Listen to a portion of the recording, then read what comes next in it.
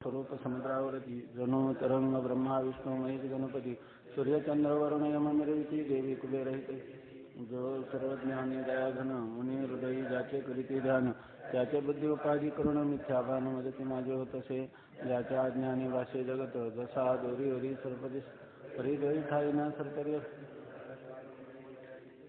पुरुषी नकाम वध प्राप्ती कारणे बदारण तो मी चाहे आत्माप्त काम तरी नमनपणा करावे ना.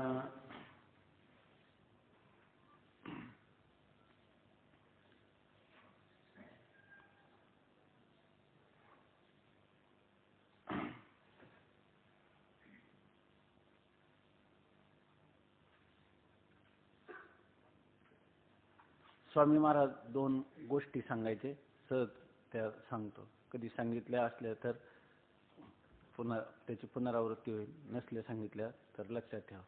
स्वामी महाराज सांगायचे की आत्मा हे आपलं स्वरूप आहे, आपण आत्मरूप आहोत. तर आपल्या आत्मस्वरूपाच्या ठिकाणी प्रवेश करण्यासाठी आपल्याला दुसऱ्या कशाची आवश्यकता आहे का? नाही. आपण म्हणतो की तो आत्मा स्वयंप्रकाश आहे, तो आपलं स्वरूप आहे, तो आपणच आहोत.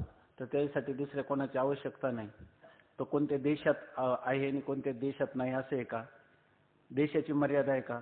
आता नाही आणि पुढे काही उत्पन्न होणार आहे असं आहे का? किंवा पूर्वी नव्हता आता उत्पन्न झाला असं काही आहे का? मग त्याला काळाची मर्यादा आहे का? बरं, वस्तू प्रत्येक वस्तूमध्ये घटघट बिचमे रामरमया, प्रत्येक पदार्थामध्ये भगवंतच भरलेला आहे. ठासून त्याला म्हणतात ठोस, भरीव, ओतप्रोत, सबराभरीत अशा प्रकारचा परमात्मा आहे. मग त्याचा अनुभव घेण्यासाठी काही नेत्रेंद्रियाची गरज आहे का? मनाची, बुद्धीची, कशाचीच गरज नाही. तो स्वयंप्रकाश आहे. आपण पाहिलं ना, वृत्तीव्याप्ती फक्त पाहिजे. अज्ञान आवरणाचा भंग झाला की तो स्वतः सिद्ध आहे. बरं, जेव्हा अज्ञान आहे तेव्हा मी अज्ञानी आहे हे आपल्याला कळतं, म्हणजे त्याचं प्रकाशन करणारा मी स्वयंप्रकाश आहे. आपण सर्वांचं प्रकाशन करतो, पण आपण हा आहे हा नाही असं म्हणतो, आहे की नाही?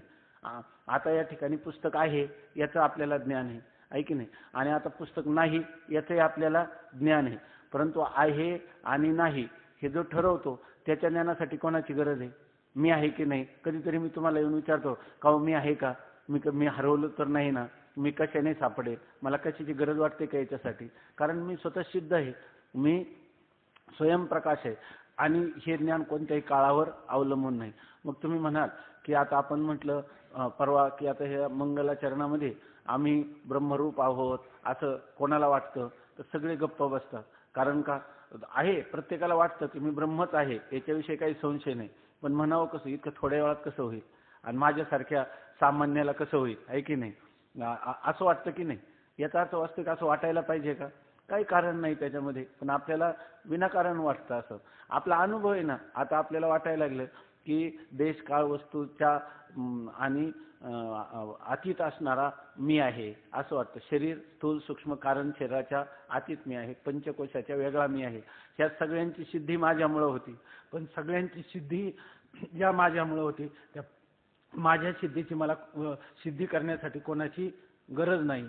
असं असताना फक्त याच्यामध्ये भीती वाटता का म्हणे? अरे, शास्त्र सांगतं, गुरु सांगतात तत्वमसी, आणि मी आहेच आहे. आता आणखीन काय? एक बरं, युक्तीनं देखील सिद्ध होतं. स्वप्नासारखा जगत मिथ्या आहे आणि या ठिकाणी त्या स्वप्नाचा अधिष्ठान मीच तेवढा खरा आहे की नाही? स्वप्न ज्याला पडतं तो अगोदर होता, पडलेला स्वप्नाच्या वेळेला होता. स्वप्न गेलं तरी मी आहे, जगत असलं तरी मी आहे, जगत नव्हतं तेव्हा मी होतो, जगत नसलं तरी मी आहे, अशा प्रकारचा मी आहे. आता याच्या आणि हा निश्चय जर झाला तर ह्या निश्चयाने ते सांगतात की मनुष्याच्या सगळ्या संसाररूप दुःखातून मुक्तता होते. त्या मनुष्याला जीवनमुक्ती प्राप्त होते आणि देहपातानंतर तो विदेह कैवल्याला प्राप्त होतो. त्याला पुन्हा आईच्या गर्भामध्ये यावं लागत नाही. अशा तुका म्हणे एका मरणेची सरे. एकदा त्याला मरण येईल आणि त्या मरणानंतर त्याचे प्राण दुसऱ्या लोकांतराला जाणार नाही, नरकाला जाणार नाही, स्वर्गाला जाणार नाही, मानव देहाला येणार नाही. ते आपल्या मूळ जे स्वरूप आहे त्या स्वरूपाच्या ठिकाणी ते लीन होऊन जातील. अपौरुषेय वेद आहे की नाही, जो सर्वात प्रबल प्रमाण आहे तो आपल्याला वारंवार सांगतो. असं असून आपल्याला उगीच भीती वाटते. झालं त्याला काय करणार. परवा सांगितलं होतं त्या बाईंनी सांगितलं की हा मुलगा माझाच आहे कडेवरचा, त्याला काय तुला झाला नसेल पण मला झाला. तर याचा अर्थ देशावर आणि काळावर हा बोध अवलंबून नाही. त्यासाठी स्वामी महाराज गोष्ट सांगायचे की काही लोक काय म्हणतात, इतक्या लवकर कसं म्हणावं, उशिरा म्हणायचं, असं काही कारण नाही. आता या ठिकाणी हे जे मंगलाचरण चाललेले आहे, ह्या मंगलाचरणामध्ये मानवी जीवनाला आल्यानंतर अत्युच्च कोटीचा जो बोध असतो, तो बोध ज्या महात्म्याला प्राप्त झालेला आहे, जो कृतकृत्य झालेला आहे, त्या महात्म्याच्या तृप्तीचा ढेकर म्हणजे हे मंगलाचरण आहे. जो आनंद सत्य प्रकाश विभू आणि आधार नामरूपास बुद्धी न जाणे आणि जाणे ही त्यास, तो अपार शुद्ध परमात्मा मीचे असे. अपार शुद्ध परमात्मा मी आहे असं तो सांगतो. इतकंच नाही तर तो पुढे सांगतो, माझे अपार स्वरूप समुद्रावरती जणू तरंग ब्रह्मा विष्णू महेश गणपती इंद्र चंद्र सूर्य वरुण यम मिरविती देवी कुबेरही तैसेची. या सगळ्या देवता म्हणजे माझ्या स्वरूपावरच्या तरंग आहेत. पुढे जाऊन सांगतो पण ईश्वर सुद्धा म्हणतो, जो सर्वज्ञ आणि दयाघन मुनी हृदयी ज्याचे करीती ध्यान, त्याचे बुद्धी उपाधी करून मिथ्या भान मजची माझी होतसे. जो ईश्वर आहे तो ईश्वराचं देखील अधिष्ठान कोण आहे, ईश्वर झाला. माझ्याच अधिष्ठानाला माया उपाधी लागून ईश्वर झाला. तेव्हा मी जर माझ्याच अधिष्ठान असेल तर ईश्वराची सिद्धी होते. ईश्वर या ठिकाणी त्यांनी सांगितलं, न कश्चित वेदांत सांगतो, न कश्चित जायते जीवाहा, जीव कधी झालाच नाही. संभव व अस्य न विद्यते, कधी जीव होणं शक्य सुद्धा नाही. आणि एतद उत्तमम सत्यम, हे सगळ्यात जास्त सत्य आहे. सर्वात सत्यातलं सत्य हे आहे की न काय न यत्र किंचिन न जायते, या ठिकाणी काहीच उत्पन्न होत नाही. म्हणजे उत्पन्न होण्याचा हा फक्त भ्रमच आहे. जगत नाहीच तर ते उत्पन्न होईल का. वंध्यापुत्र कधी उत्पन्न झालाय का. तर वंध्यापुत्राच्या लग्नाचा हिशेब करण्यात काही मजा आहे का. वंद्य जो उत्पन्नच झाला नाही त्याचा नाश काय. तसा जगत ही खरी विचार करण्याची गोष्टच नाही, कारण ती नाहीच तर तिचा विचार काय करायचा. संसार एक झाला होता हे तो समूळ मिथ्या वार्ता, पुढे होईल मागुता कदा कल्पांती घडेना. अशा प्रकारची स्थिती आहे. मग एकच काय आहे, तुका म्हणे तूच खरा एर वावगा पसारा. फक्त परमात्माच खरा आहे, आपला आत्माच खरा आहे, अशा प्रकारची स्थिती आहे. त्यामुळे या ठिकाणी कोणताही विचार करण्याची सुद्धा गरज नाही.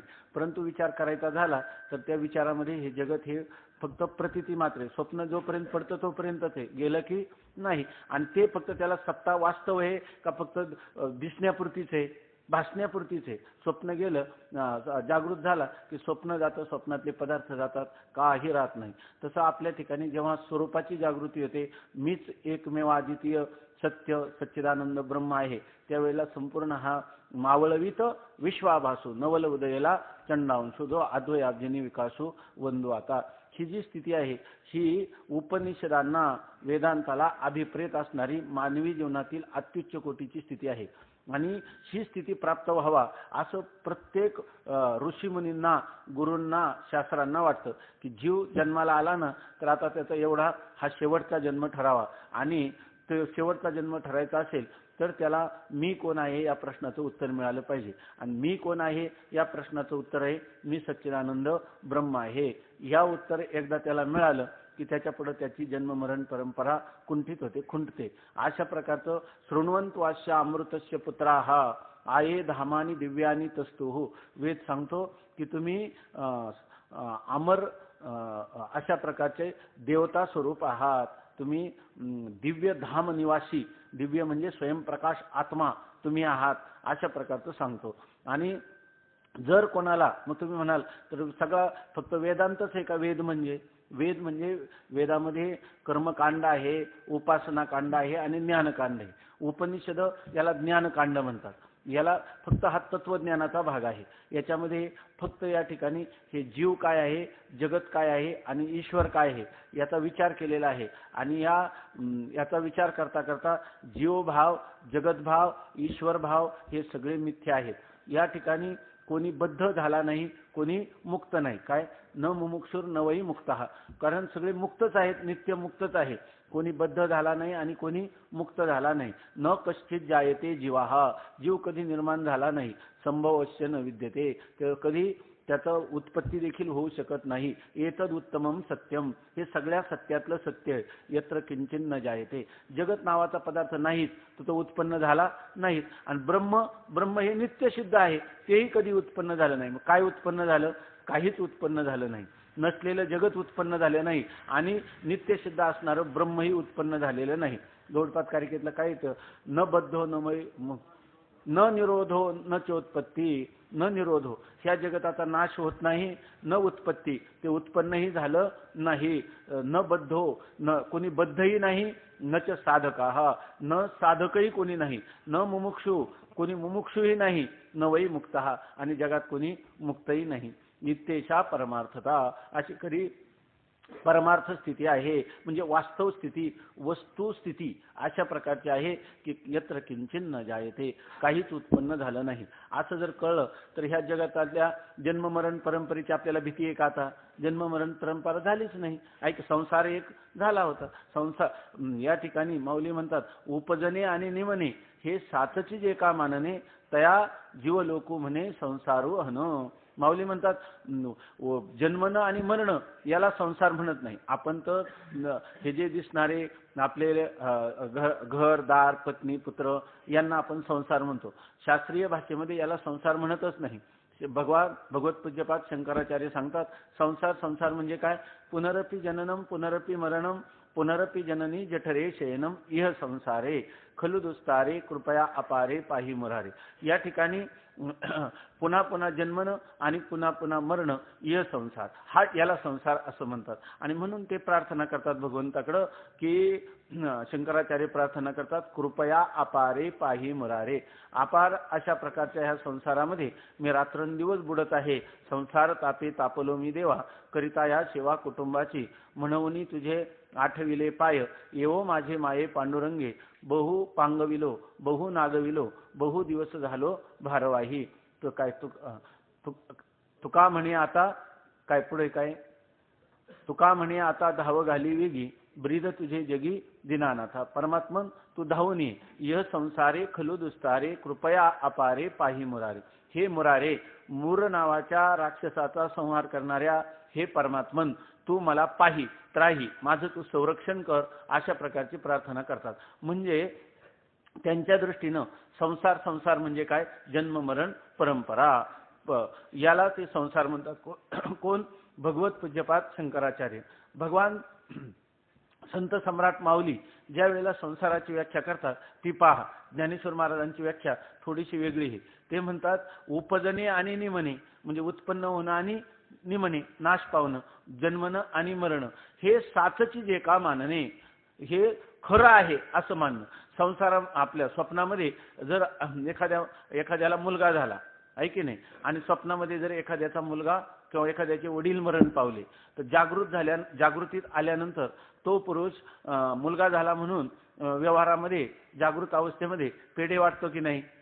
स्वप्नामध्ये मुलगा झाला तरी वाटतो. आणि एखाद्या मनुष्याचे वडील मरण पावले तर ते जागा झाल्यानंतर दशक्रियेची तयारी करतोच की नाही? का करीत नाही? करत नाही. स्वप्न मिथ्या आहे, ऐके नाही, हे त्याला बोध असतो.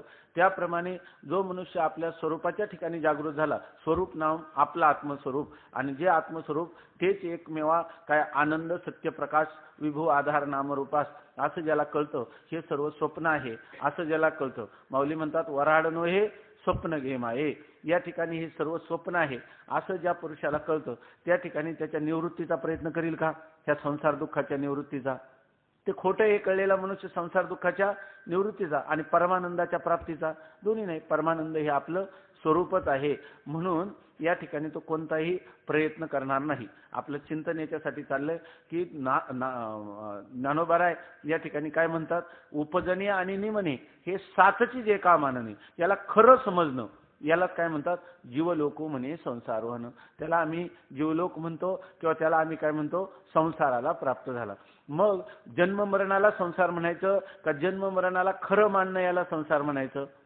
खरं मानणं याला संसार आहे असं माऊलींची व्याख्या आहे. मग आपल्याला जर हे तत्वज्ञान झालं तर या ठिकाणी आपल्याला जन्ममरण परंपरेची भीती पूर्णपणे नाहीशी होईल, किंवा जन्ममरण हा एक प्रकारचा भ्रम आहे आणि तो भ्रम आपल्याला कळला की भ्रम काय होत असतो, जातच असतो. आपल्याला त्या ठिकाणी कोणत्याही प्रकारची त्या भ्रमजन्य पदार्थापासून भीती वाटत नाही. जसा दोरीवर भासलेला सर्प, जेव्हा दोरीचं ज्ञान होतं तेव्हा सर्प माहीत नव्हता तर आपले गुडघे फुटले, नाक फुटले. पण आता आपण काय करायला लागलो, आपलंच आपल्याला हसायला लागलो. कारण नसताना उगीच आपण पळालो काय, गुडघे फुटले काय, वास्तविक त्या ठिकाणी काय होतं, दोरीच होती, ऐक नाही. तसं आतापर्यंत जे वाटत होतं आपल्याला की हा संसार मोठा भयंकर आहे, भीतीदायक आहे, आता त्या संसाराचं जे अधिष्ठान, संसार भासतो कोणत्या अधिष्ठानावर, तर माझ्याच आत्म्यावर तो एवढा मोठा संसार भासमान होता. आणि जेव्हा भासत होता तेव्हा देखील तो माझ्या ठिकाणी नव्हता. रज्जूला कधी सर्पाने विषारी केलं काय,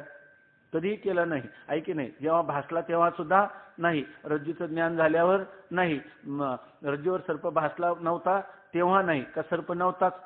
तसंच दोही ठाई आपल्या परमात्मा स्वरूपाच्या ठिकाणी, आत्मस्वरूपाच्या ठिकाणी हे जगत कधी झालंच नाही. अशा प्रकारचा ज्याचा बुद्धीचा निश्चय झाला त्या पुरुषाला म्हणतात की अभय वैजनक प्राप्तोशी. तो पुरुष खरा अभयाला प्राप्त होतो. त्याला कोणत्याही प्रकार मरण माझे मरोनी गेले, मज केले अमर. या ठिकाणी जीवन ही स्थिती कोणाला प्राप्त होते तर त्याविषयी तुकोबाराय म्हणतात, निवनी निजविले स्मशानी मानसे जाळी त्या ठिकाणी. ज्यांनी या देहभावावर तुळशीदर ठेवलं, या देहावर म्हणजे देहाची तादात्म्य, देह मी आहे, देह खरा आहे, देह माझा आहे, देह मी आहे, अशा प्रकारचं ह्या देहाचं तादात्म्य ज्यांनी सोडलं, त्या देहावर तुळशीदळ ज्यांनी ठेवलं, आपल्या वास्तव स्वरूपावरून ह्या देहाचं निंबलोन ओवाळून टाकण्या इतकी विरक्ती वैराग्य ज्या महापुरुषांनी धारण केलं, ज्या साधकांनी धारण केलं, त्याच्या पदरामध्ये अशा प्रकारची आत्मतृप्ती त्याला प्राप्त होते. यस्त्वात्मरतिरेवशात आत्मतृप्तश्च मानवः आत्मन्येवच संतुष्ट तस्य कार्यम न विद्यते. असा जो पुरुष आहे त्याला आत्म्यामध्येच तो रममान होतो. त्याला रममान होण्यासाठी दुसऱ्या विषयांची गरज नाही. त्याला संतुष्ट होण्यासाठी शब्दस्पर्शादी विषयाच्या दारात भीक मागावी लागत नाही. आणि आत्मन्येवच संतुष्टा, आत्म्यानेच संतुष्ट, आत्म्यामध्येच रती करणारा, त्याला खेळावं वाटलं तर आत्मक्रीडा, हा आत्म्यामध्येच क्रीडा करणारा, अशा प्रकारचा हा आत्मरती, आत्मतुष्ट, आत्मक्रीडावान अशा प्रकारचा हा पुरुष असतो. आणि प्रत्येकाला जीवनामध्ये बरं ते आपलं स्वतःचं स्वरूप आहे आणि त्या स्वरूपापर्यंत आपल्याला पोचायला कोणत्याही प्रकारच्या देश काळ वस्तूची आवश्यकता नाही. आणि असं असूनही जर आपल्याला या ठिकाणी जर काहीतरी आपलं मन ज्याला आपण म्हणतो खंबीर नसेल आणि आपल्याला हा असणारा बोध, बरं हा बोध काय कोणी बुद्धीतून काढलेला आहे का, तो अपौरुषे वेदाने सगळे ऋषीमुनी जे आहेत ते सगळे ऋषीमुनी याच बोधाने तृप्त झाले. आणि आपण सुद्धा वेद मार्गे मुनी गेले तेनेची मार्गे चालिलो आणि नकळे विषय अंधा म्हणून उघड बोलिलो. उघड या ठिकाणी त्यांनी या आपल्याला जसा एखादा समुद्र तरून जायचा असेल तर जसा सेतू केलेला आहे तसा त्यांनी आपल्याला ह्या ग्रंथ रूपाने सेतू केलेला आहे. माऊली म्हणतात ना, किंबहुना तुमचे केले धर्मकीर्तन सिद्धी नेले. या ठिकाणी हे धर्मकीर्तन आपल्यासाठी करून ठेवलेले आहे अध्यात्म ग्रंथाच्या द्वारा. आणि पहिल्यांदा कोणताही वेदांताचा ग्रंथ असला की तो आपल्याला हेच सांगणार, तत्वमसी अहम ब्रह्मास्मी, तुम्ही ब्रह्मरूप आहात हे सांगणार. मग तुम्ही म्हणणार की सगळ्या वेदामध्ये फक्त एवढाच भाग आहे का? अहो, त्या वेदामध्ये कांडत्रय निरूपिणी श्रुतीच हे कोडीसवानी गीता पद्यरत्नाची लेणी लिहिली आहे. त्याच्यामध्ये काही कर्मकांड, कर्मण्येवाधिकार असते, आलं नाही का? आलेले आहे. नंतर त्या ठिकाणी तू सर्व धर्मान परित्यज्य मामेकम शरणम व्रज, या ठिकाणी कर्माचं वर्णन आलं. पहिले 6 अध्याय गीतेचे कर्मकांडाचे, दुसरे 6 अध्याय ज्या ठिकाणी उपासना कांडाचे आहे, त्याच्यामध्ये भक्तीचं वर्णन केलेलं आहे, भक्ती सिद्धांत सांगितलेला आहे. त्याच्या पुढचे 6 अध्याय जे आहे तर ते ज्ञानकांडाचे आहे, त्याच्यामध्ये तत्वमसी महावाक्याचं विवरण केलेलं आहे. अशा प्रकाराने गीतेचा सुद्धा विभाग केलेला. बरं, हा विभाग सुद्धा वेदानुरूप केला. वेदाचं जर संपूर्ण वेदाचं आपण चिंतन केलं तर वेदामध्ये कर्मकांड आहे, उपासना कांड आहे, योग आहे, ज्ञानकांड आहे. त्या ठिकाणी मग तुम्ही काय सारखं सारखं एकच म्हणता, ते ब्रह्म तुम्ही आहात, यानेच कृतार्थ व्हाल. मग सगळ्यांना एकच उपदेश, दुसरा काही मार्ग नाही का? तुम्ही म्हणता की मी ब्रह्म आहे, एवढंच त्याला उपाय आहे ना. तमेव विदित्वा अतिमृत्यू मेती, काय अतिमृत्यू मेती, बरोबर आहे ना. नान्य हा पंथा विद्यते अयनाय. जर मनुष्याला मृत्यूतून तरुण जायचं असेल, या शोकसागरातून त्याला पूर्णपणे पार व्हायचं असेल, तर एकच मार्ग आहे, आणि तो मार्ग म्हणजे त्या परमात्म्याला आत्मत्वाने जाणणं. दुसरा काही मार्गच नाही का? म्हणजे दुसरा नान्य हा पंथा, दुसरा कोणताच मार्ग नाही. आणि मग त्या उपनिषदाला सोडलं तर ह्या जेवढ्या वेदाचे मंत्र आहेत त्याच्यातले अधिक मंत्र कर्मकांडाचे आहेत, मध्यम मंत्र उपासना कांडाचे आहेत, आणि सर्वात कमी मंत्र ह्या ज्ञान कांडाचे आहेत. मग अशा वेळेला हे वेदाचा तर बराचसा मोठा भाग कर्मकांडाने आणि उपासनेने भरलेला आहे. असं असताना तुम्ही काय एकच प्रकारचं हे ज्ञानच का घेऊन बसलं? मग वेदाला जर एवढंच सांगायचं होतं तर ते कर्मकांड उपासना कांड कशाला सांगितलं? अशा प्रकारची शंका आपल्याला येऊ शकते. तर खरं तर जीवाचं जे काही कर्तव्य असेल ते कर्तव्य आहे त्याने हे ज्ञान प्राप्त करणं. पण भरपूर प्रयत्न केला तरी बुद्धी मांद्य असतं, कोणाला कुतर्क असतात, कोणाला संशय असतात, कोणाला विषयासक्ती असते, काही ना काही त्याच्या ठिकाणी अपूर्तता पडते. आणि अशा वेळेला हे ज्ञान त्याला कळत नाही, कळलं तर त्याला पटत नाही, पटलं तर त्याला झेपत नाही, झेपला तर तो याच्यामध्ये रंगून जात नाही. आणि अशा वेळेला वारंवार त्यांनी प्रयत्न करूनही जेव्हा त्याच्या हात टेकतो आणि म्हणतो की नाही बा, हा वेदांत मला कळत नाही किंवा हा वेदांत मला पटत नाही, दुसरा काहीतरी मार्ग सांगा. मग त्यावेळेला त्याला सांगतात किंवा हे जे निर्गुण निर्विकार असंग इंद्रियाला मनाला बुद्धीला ते ब्रह्म कुठं दिसतंय का? नाही, आम्हाला सगळी इंद्रियांच्या द्वारा पाहण्याची सवय लागलेली आहे. अशा वेळेला तुम्ही म्हणता ते असंग निर्विकार आणि ते एकटंच ब्रह्म आहे, त्याच्या ठिकाणी अंतर्गत स्वगत भेद नाही, त्याच्या जातीचं दुसरं कोणी नाही, सजातीय भेद नाही, त्याच्याहून दुसरा पदार्थ नाही, त्याच्यामध्ये विजातीय भेद नाही, त्याच्याहून दुसरा पदार्थाची सिद्धी होत नाही, ते एकटंच एक आहे. अशा प्रकारे एकमेवा द्वितीयम ब्रह्म निह नानास्ति किंचन. हे काही आमच्या बुद्धीला कळत नाही, आमच्या बुद्धीला पटत नाही. आम्ही बऱ्याच वेळा प्रयत्न केला, दुसरा काही मार्ग सांगा. अशा वेळेला वेद हा दयाळू आहे की नाही, दयाघन अशा प्रकारची नाही श्रुती परवती माऊली जगा. मग ते काय करतात, अधिकार तैसा करू उपदेश साहे ओझे त्यास तेची देऊ. त्याप्रमाणे त्याला जसं ओझं सहन होईल तसं देतात आणि त्याला सांगतात की ह्या जगताचा नियंता असणारा जो परमात्मा आहे त्या परमात्म्याला तुम्ही शरणागती करा, त्याची प्रार्थना करा, त्याची आराधना करा. तो कसा आहे, सगुण आहे परंतु निराकार असा आहे. संपूर्ण जगत उत्पन्न करणारा परमात्मा हा अगोदर सांगितला निर्गुण निर्विकार, आणि तो तुमचं स्वरूप ते तुम्हाला कळलं नाही. मग सांगितलं की तो सगुण आणि निराकार आहे. तरी सुद्धा आम्हाला आकार पाहण्याची सवय असल्यामुळं आम्हाला वाटतं की तो परमात्मा आकारवान असला पाहिजे. मग श्रुती माऊलीने त्या परमात्म्याला निर्गुण निर्विकार परमात्म्याला सगुण निराकार म्हणून सांगितलं. त्याची उपासना करा. करता करता त्या आकारातून तुमची बुद्धी गेली की गुणातूनही जाईल आणि पुन्हा तुम्ही निर्गुण निर्विकार परमात्म्यापर्यंत याल. परंतु लोक म्हणायला लागली की असाही देव नको, पहिला देव घ्या कोणी, देव घ्या कोणी, आयता आला घर पोचणे. आयता म्हणजे स्वयंभू, म्हणजे तुम्हीच देव आहात, आहे की नाही, असे सांगायला आले तुकाराम महाराज. सकाळी सकाळी सगळ्या लोकांच्या दरवाजावर वासुदेव काय पांगुळ या रूपाने सगळे आले आणि सगळ्यांना सांगितलं देव घ्या कोणी, देव घ्या कोणी. लोक म्हणले कुठेही देव, अहो देव तुम्हीच आहात, आहे की नाही. असं तुका म्हणे हा तो सोये परब्रह्म. पण लोक म्हणले असं काय आम्हाला झेपत नाही. मग ते म्हणणे की जेने हे विश्व निर्मिले महर्षी देवाचे संस्थापिले 21 स्वर्गाचे धरिले सत्ता मात्रे आपुलिया, तो हा विठोबा निधान. त्याचं तुम्ही ध्यान करा. आणि तो कसा आहे, त्या ठिकाणी नाही रंग नाही रूप नाही वर्ण छाया, अशा प्रकारचा तो परमात्मा. त्याचं तुम्ही श्रुतीने सांगितल्याप्रमाणे वर्णन करा. त्या परमात्म्याला रंग नाही, त्याला रूप नाही, त्याला नाव नाही, असं त्याचं चिंतन करा. आमच्या डोळ्यापुढे तर काहीतरी अंधारच यायला लागला. रंगही नाही, रूपही नाही, नावही नाही, असा परमात्मा आम्हाला कळत नाही, असा परमात्मा आमच्या वृत्तीवर येत नाही. मग काय केलं त्यांनी, विचा केला ठोबा, तर काय त्याचे नाव ते विठोबा. तुका म्हणे आणि येला रूपाबळे करुणी खळे हरिदासी. त्यांनी काय केलं, त्या परमात्म्याला रूपाला आणलं, त्याला रामप्रभूचा स्वरूपाला आणलं, कृष्ण परमात्म्याच्या, गणेशाच्या, देवीच्या अशा रीतीने त्याला काय केलं, समचरण दृष्टी विटेवरी साजिरी तेथे माझी हरी वृत्ती राहो, सदा माझे डोळा जडो तुझी मूर्ती, रखुमाईच्या पती सोयरिया सुंदर ते ध्यान उभे विटेवरी, समचरण सरोजम सांद्र नीलांबुदाभम. अशा प्रकारचा तो परमात्मा आणला आणि सांगितलं की आता याचं रात्रंदिवस तुम्ही भजन करा. तो परमात्मा हृदयामध्ये राहू आता, हेच ध्यान डोळा मन लंपट, कोंड कोंडोनी धरीन जीवे देह भावे पुजिन. अशा प्रकारचं करा. तुका म्हणे काय, विठोबा पाया पडू द्या. अशा प्रकारचा परमात्मा तो सगुण साकाराची उपासना करा असं सांगितलं.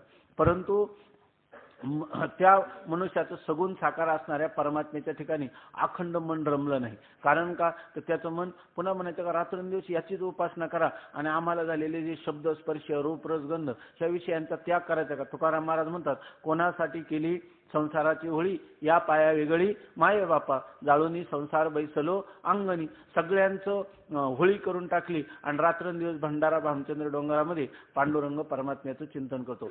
सगुण जो आहे तो सगुण परमात्मा तुकाराम महाराजांच्या आवडीचा विषय आहे.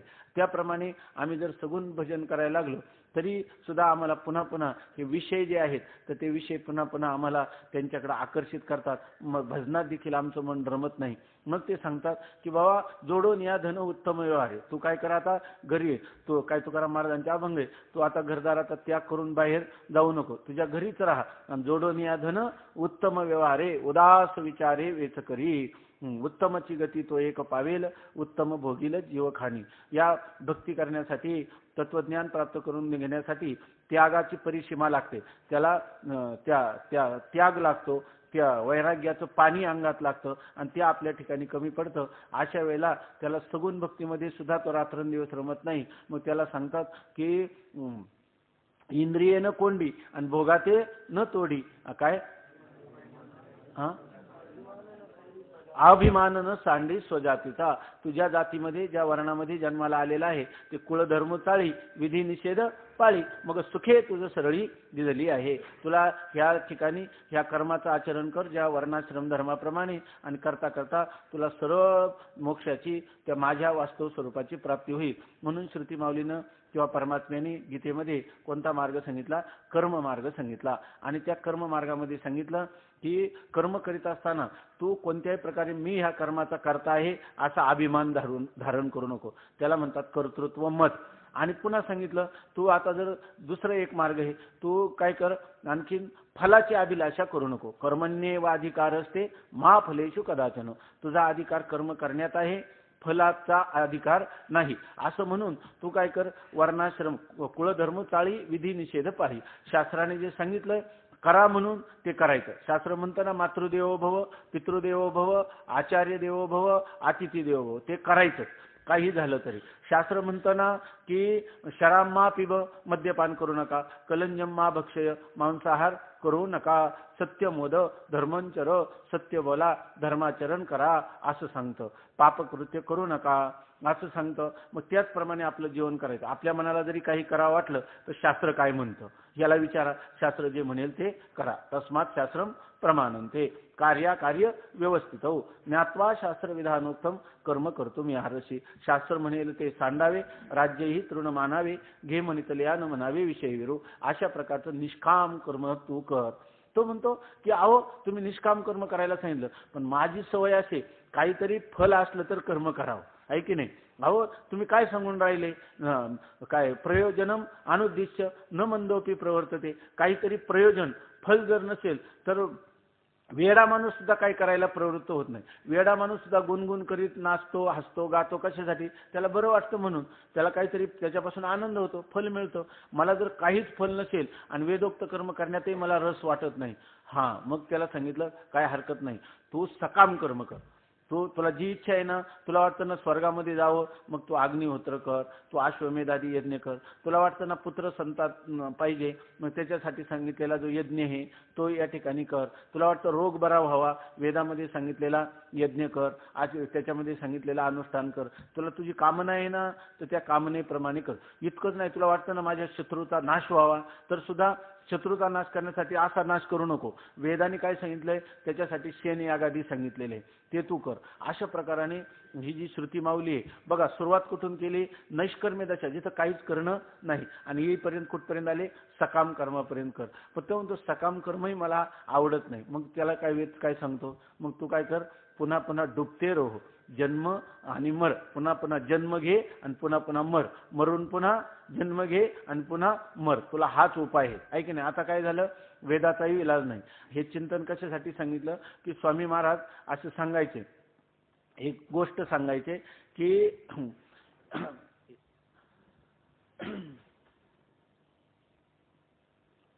एका श्रीमंत गृहस्थाने आपल्या मुलीचं लग्न करायचं ठरवलं. ती मुलगी एकदम श्रीमंत मनुष्याच्या घरात दिली आणि त्या मनुष्याला लाखो रुपये हुंडा, सोनं नाणं सर्व दिलं. आणि त्याच्यानंतर लग्न झाल्यानंतर एक 6 महिन्यांनी तो आपल्या मुलीला भेटण्यासाठी त्यांच्या घरी गेला. तेव्हा तो घरी त्याने रात्री मुक्काम केला. सकाळी पाहिलं तर ती जी मुलगी होती, तर ती मुलगी सकाळी पाहिलं तर एक खापर आणि एक खराटा घेऊन, त्या घरामध्ये मोठं कुटुंब होतं, एकत्रित कुटुंब, त्या घरामध्ये बरीच लहान मुलं होती. तेव्हा त्या लहान मुलांनी सकाळी मलविसर्जन केलं का ते भरून त्या खापरामध्ये घेऊन तिथे काही उकिरड्यामध्ये वगैरे त्याची विल्हेवाट लावत होते. एक मुलाचा नंबर झाला का दुसऱ्या मुलाचा, दुसऱ्याचा झाला की तिसऱ्याचा. त्याला वाईट वाटलं, या घरामध्ये काही एकटीच माझी मुलगी सून म्हणून आलेली नाही, इतरही 4-5 सुना आहेत ह्या मनुष्याच्या, पण माझ्याच मुलीला ह्या अशा प्रकारचं ड्युटी कशा, अशा प्रकारची कामगिरी कशासाठी दिली. त्याला वाईट वाटलं. त्यांनी त्या व्याही भावांना बोलावलं आणि त्यांनी सांगितलं, मी आज सकाळपासून पाहतो माझ्या दुःखाला पारावार नाही. हे माझं कन्यारत्न या ठिकाणी भरपूर खर्च करून तुमच्याकडे दिलं आणि तिला हा काय प्रकार आहे, हे काम कसं काय लागलं. त्यांनी सांगितलं, मी सांगण्यापेक्षा तुमच्या कन्यारत्नालाच बोलवा आणि तिलाच विचारा की तुला हे काम का करावं लागतं. तर त्या मुलींना विचारलं त्यांनी. मग त्या मुलीनं सांगितलं की मी इथं आल्यानंतर पहिल्यांदाच आमच्या मामनजी काय त्यांनी माझ्याजवळ ह्या संपूर्ण कपाटाच्या चाव्या दिल्या आणि त्यांनी सांगितलं की आपल्या फक्त सावकारीचा हिशेब ठेवायचा आणि हे कपाटाचं, हे पैशाचं वगैरे संरक्षण करायचं. तर ती म्हणे, बऱ्याच वेळेला मला त्या कपाटाचं हिशेब तर चुकलेच, परंतु कपाट लावण्याची सुद्धा आठवण राहिली नाही. बरं, कपाट कुलूप लावायची राहिली नाही असं नाही, दरवाजा लोटायचं सुद्धा आठवण राहिली नाही. सोनं रुपयाचे ढीग तसेच दिसले. त्यामुळं मग बऱ्याच लोकांच्या लक्षात आलं. तेव्हा मग सासरेबांनी ते माझ्याकडून काढून घेतलं. मग त्यांनी सांगितलं की आता फक्त तू ह्या कॉम्प्युटरवर हिशेब करून द्या. कॉम्प्युटरचा तिचा कोर्स झालेला होता, माझा कोर्स झाला होता म्हणून दिला. पण त्यांनी सांगितलं कॉम्प्युटरचं नुसतं मी खोटं सर्टिफिकेट मिळवलं होतं, मला येत काहीच नव्हतं. त्यामुळं मी बऱ्याच वेळेला हिशेब करताना लाखाचे 12,000 झाले आणि त्यामुळं तोही भाग माझ्याकडून काढून घेतला. माझी रवानगी स्वयंपाकघरात केली. पण आता स्वयंपाकघरात तुम्हाला माहीतच आहे, मी मुलासारखी घरी बसून कशी खात होते, भावांना सुद्धा त्रास देत होते. कधी स्वयंपाक मी केलाच नाही. मग भाकरी कधी कच्च्या, कधी मीठ राहिलं, कधी मिरची राहिली, कधी तेल जास्त, अशा प्रकारचं. सगळे लोक जेवायला बसले की आमचा स्वयंपाक जणू काय कामधेनू प्रसन्न असल्यासारखा तसाच राहायचा. त्यामुळे तो स्वयंपाक कधी संपलाच नाही, कारण कोणी खायचंच नाही ते. मग ते म्हणे की सगळ्यांनी नाराजी व्यक्त केली.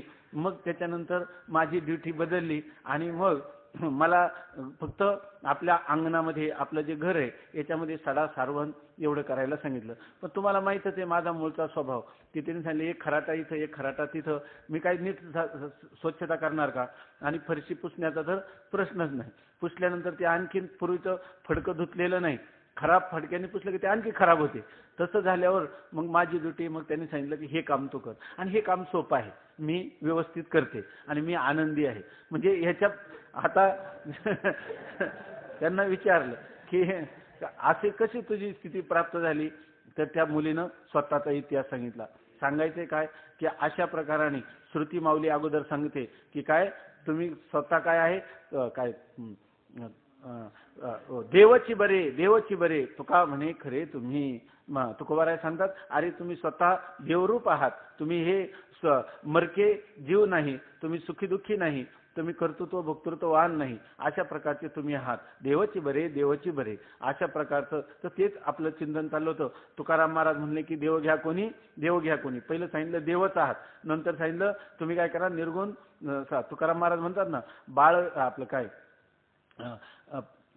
15 दिवसा माझी साक्षात्कार झाला आणि विठोबा भेटला निराकार. निराकार परमात्म्याची प्राप्ती करा. ते नाही झालं तर काय सावळे सगुण काय सकळ जीवांचे जीवन असं सांगितलं. ते नाही झालं तर जोडून या धन उत्तम व्यवहार. पण देव घ्या कोणी, देव घ्या कोणी, सगळ्या रीतीनं सांगून पाहिलं. परंतु हे जर कोणी नाही आलं तर मग काय म्हणतात की आपापलं कर्म करा, नाही तर मग डुबते रहो, आहे की नाही. पुन्हा पुन्हा जन्म आणि मरा एवढा जर तुमचा आग्रह असला तर आता काय करायचं, आहे की नाही. म्हणून अशा प्रकाराने श्रुती माऊलीने पहिल्यांदा सगुण निर्गुण निर्विकार आत्मरूप सांगितलं. नंतर सगुण निराकाराचं त्या ठिकाणी ध्यान किंवा उपासना सांगितली.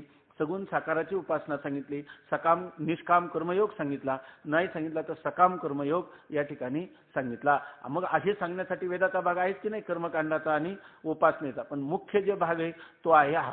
जर आपली आई असते ती आपल्या लाडक्या मुलाला प्रथम आपला आवडता पदार्थ देईल की नाही, जो पदार्थ विशेष आहे तो देते. तसं श्रुती माऊली ज्या सिद्धांताने श्रुती माऊली परमात्मा स्वरूपाशी एकरूप झाली तोच आपल्या ह्या सर्व प्राणी मात्रांना, मानव मात्रांना तोच संदेश त्या ठिकाणी ती देते की तत्वमसी, ते तुम्ही आहात, ते ब्रह्म तुम्ही आहात, तुम्हाला काही करण्याची गरज नाही.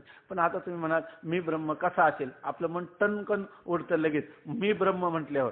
असं म्हणतात ठीक आहे, मग तुम्ही काय करा, उपासना करा. उपासना करताना होत नसेल तर तुम्ही कर्म करा, अशा प्रकाराने सांगतात. आपलं चिंतन आणि पुन्हा स्वामी महाराज सांगायचे की अशा प्रकाराने आपल्याला वास्तविक ह्याच्याविषयी संशय नसतो, पण आपल्या मनात उगीच वाटतं आपलं चित्त परिपक्व आहे की नाही, आपण कसं म्हणावं ब्रह्म. अरे उलट जरी नसलं झालं तरी होईल, आपल्याला खरं बोलण्याचं पुण्य तरी लागेल. देह आपण आहोत का, सुखी दुःखी आपण आहोत का, अंतकरणाचे धर्म आपल्यावर घेतले, जन्ममरण शरीराचे धर्म आपल्यावर घेतले आणि मी ब्रह्म कसा असेल, अहो आम्ही जीवच आहे, आम्ही देहच आहे असं आपण म्हणतो. ते खरं बोलतो का खोटं बोलतो, खोटं बोलतो. आपल्याला तुम्ही ब्रह्म म्हटलं तर खोटं तर नाही ना, अनुभव आहे की नाही. अरे तू ब्रह्म आहेच आहे, त्यामुळे जरी तुला अनुभव नसला तरी एक ना एक दिवस येणार आहे तुला, आणि तुला पुन्हा एक पुण्य निर्माण होत जाईल. कोणतं, ब्रह्माहमस्मी म्हणण्याचं तुला पुण्य निर्माण होईल, आहे की नाही. ते पुण्य का, तर तुला खरं बोलला, आहे की नाही. म्हणून या ठिकाणी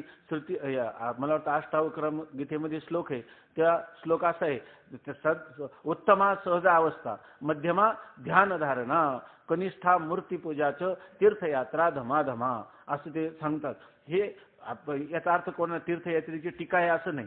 एका उच्च कोटीतलं जे महान महापुरुषाचं व्यक्तिमत्व आहे, ज्याच्या जीवनामध्ये पूर्णपणे अध्यात्माचा विकास झालेला आहे, त्या पुरुषाची जी दृष्टी आहे त्या दृष्टीनं पाहिलं तर उत्तमा सहजावस्था. आपलं स्वरूप सहजच आहे की नाही. तुका म्हणे काय आहे, सहजी सहजी सहज असा एक अभंग आहे.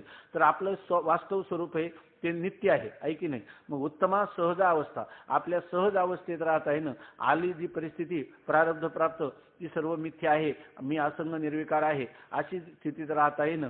काही कशाची निवृत्ती करायची नाही आणि कशाची प्राप्ती करायची नाही, अशा प्रकारची उत्तमा सहज अवस्था. आणि ती जमत नसेल तर मध्यमा ध्यान धारणा. मध्यम काय आहे, आपण आपले डोळे झाकून बसावं आणि ध्यान करावं, धारणा करावी. आणि ते जमत नसेल तर कनिष्ठा मूर्तीपूजाचं, आपल्याला अवयववान अशा प्रकारच्या परमात्म्याचं या ठिकाणी पूजा आराधना करावी, पण ती कनिष्ठ आहे. आणि तीर्थयात्रा अधमाधमा, आणि तीर्थयात्रा ही सर्वांमध्ये कनिष्ठ अशा प्रकारची परमार्थिक साधना आहे असं सांगितलं. मग आता या ठिकाणी तुम्ही म्हणाल की हा जो बोध आहे, या ठिकाणी निरूपण केलेला जो विषय आहे हा अत्यंत उच्च कोटीचा आहे. म्हणून असं कधी गैरसमज करायचा नाही की या ठिकाणी तर तीर्थयात्रा नाही आणि देवपूजा सांगितलेली नाही.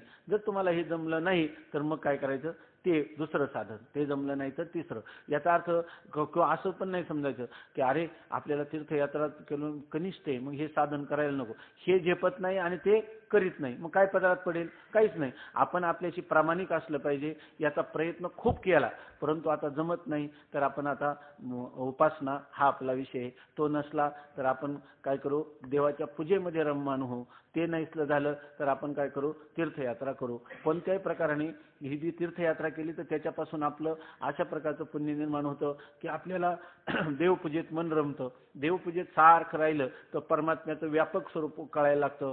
दिसतो हा तैसा नव्हे सर्व दिशा व्यापक. परमात्मा पांडुरंग जेवढे विटेवर उभे एवढंच त्याचं स्वरूप आहे का विठ्ठल जळी स्थळी भरला एवढं त्याचं रूप आहे. आणि त्याच्यानंतर ते पुण्य जेव्हा आपल्या वाढतं त्यावेळेला आपल्या जीवनामध्ये पांडुरंग परमात्मा दुसरा तिसरा कोणी नसून तो माझं स्वरूपच आहे. एका अंगी दोन्ही झालीशे निर्माण काय देव भक्तपण स्वामी सेवा अशा प्रकारचा आपल्याला आपोआप बोध होतो. एकेका त्या साधनेपासून जे काही अदृष्ट किंवा जे पुण्य अपूर्व निर्माण होतं तेच आपल्याला पुढच्या पायरीवर नेत असतं. पण याच्यासाठी आपण प्रामाणिकपणे जागता असलं पाहिजे. नाही तर आपल्याला या ठिकाणी अशा प्रकारचा आत्मविश्वास जो आहे तो आपला आत्मविश्वास राहत नाही.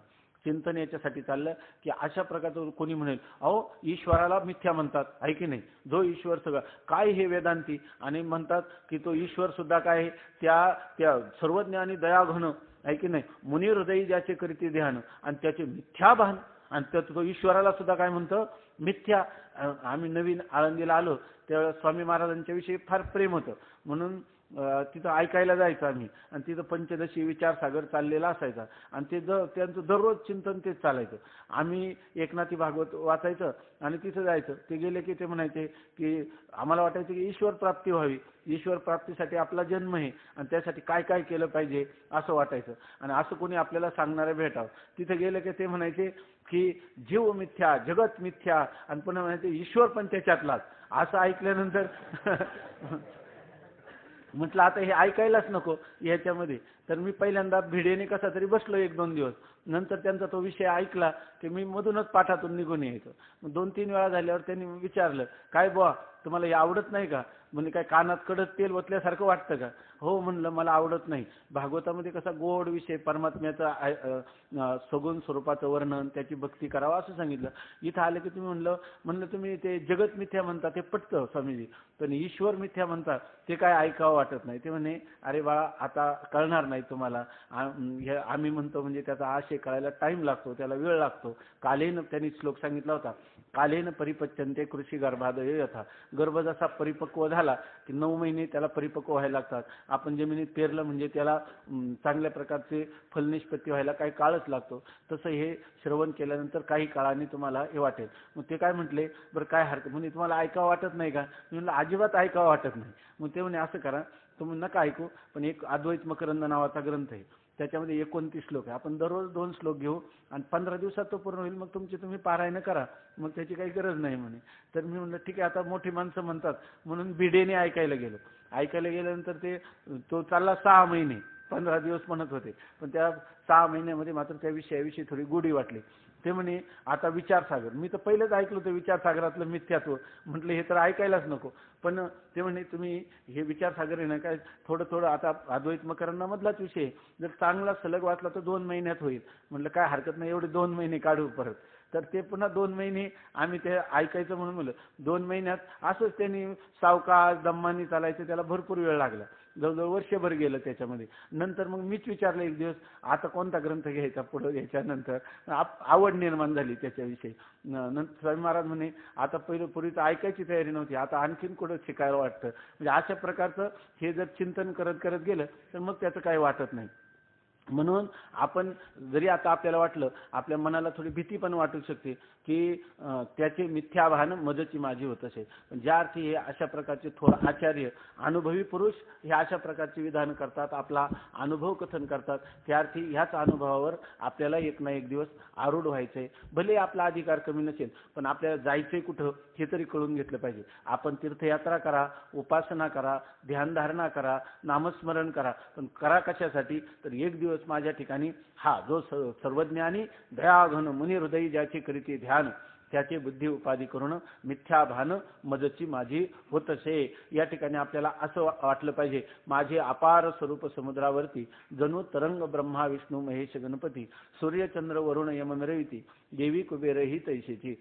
सुरदास स्वामी कुठं निघाले आग्र्यावरून आपल्या याला वृंदावनला जायला निघाले. आपल्या मूळ स्थानावरून जाताना ते जन्मांध होते पण त्यांचं काय ठरलं होतं वृंदावनला जायचं. वृंदावनला जाताना एक आंधळा मनुष्य असहाय्य अशी फक्त एक काठीचा आधार घेऊन निघतो तेव्हा त्यांना पोचणं अवघडच आहे की नाही. पण त्यांचं ठरलं काय होतं मला वृंदावनला जायचं.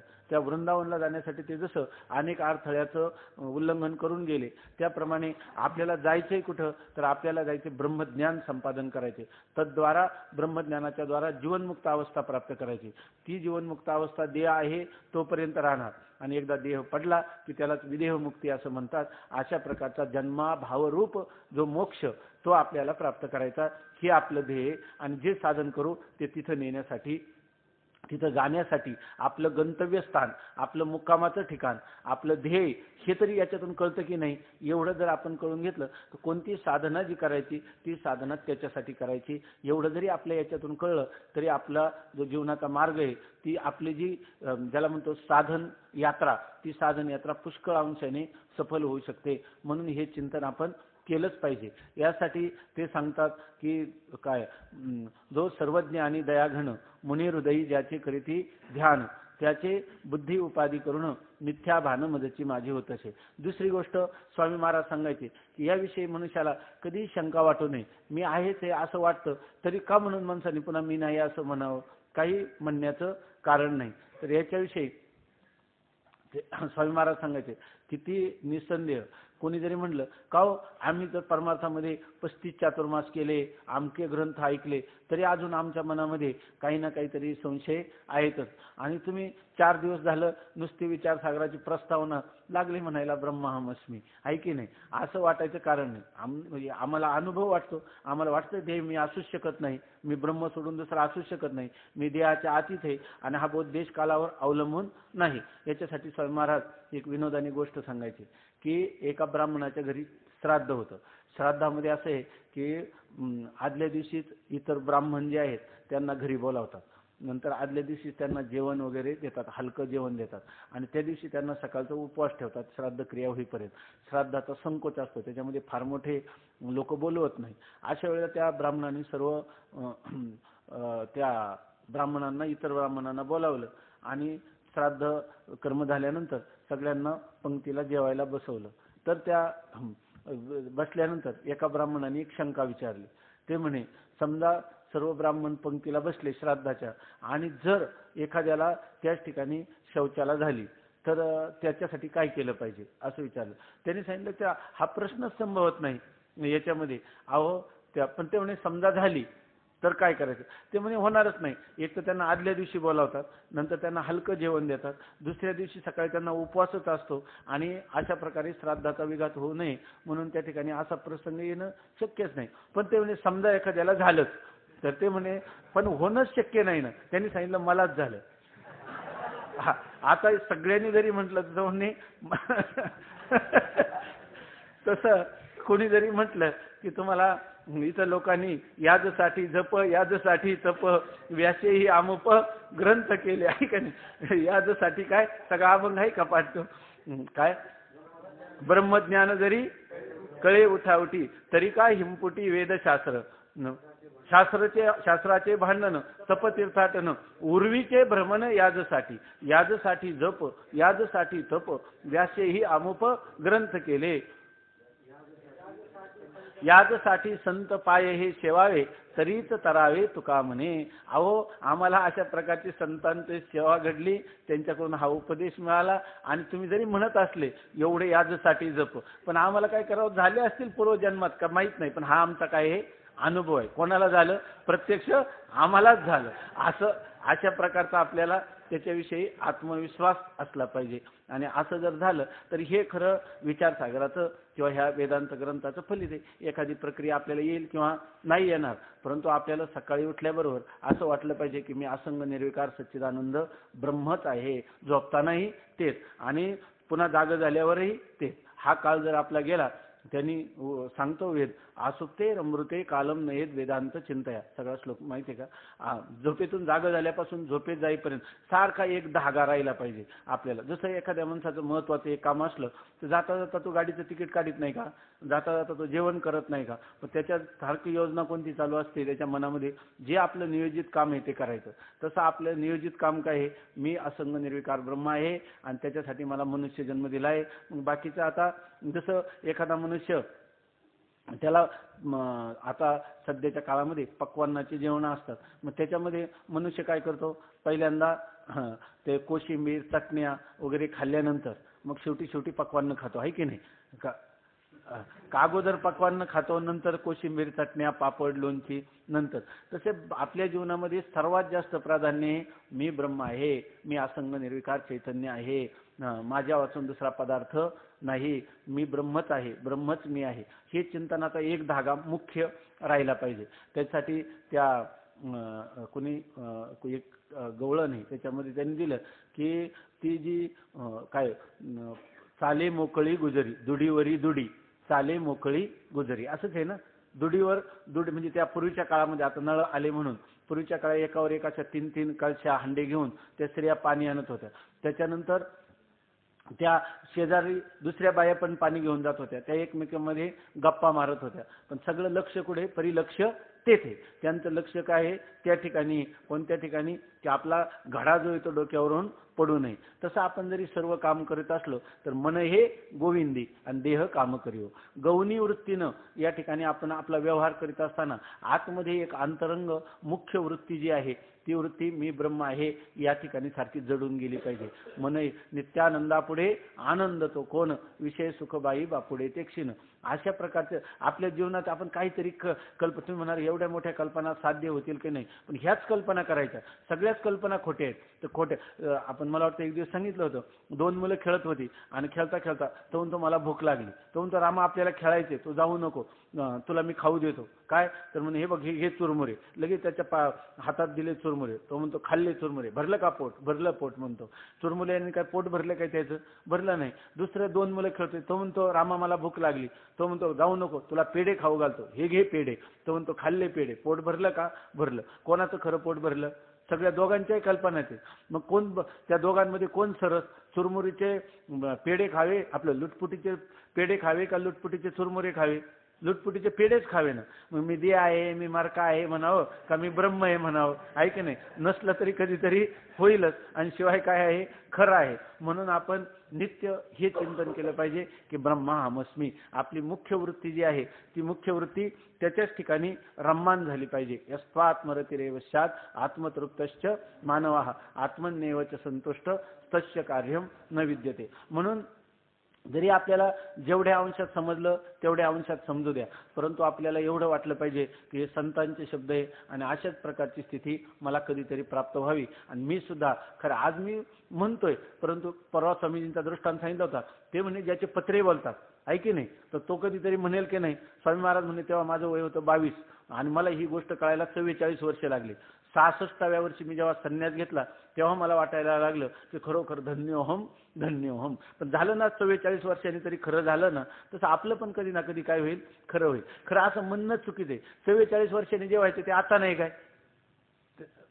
ते आता नाही का? आता म्हणलं तर काय आहे? आता नाही म्हणलं तरी पुन्हा लांबून ऐकायचं. पुन्हा तुम्ही म्हणले नाही पण ऋषिकेशला शिकलंच पाहिजे, संस्कृत झाल्याशिवाय कसं होईल? सगळा ग्रंथ तर पूर्ण होऊ द्या ना. हा करा, पण नुसतं विचारसागर आहे का? वृत्ती प्रभाकरही झाला पाहिजे. हा झाला पाहिजे. अहो पण एवढं जरी झालं तर उपनिषद प्रस्थांतर आहे. अहो पण बृहत प्रस्थांतर आहे, ते चित्सुखी खंडन खंडन आहे. हा करा.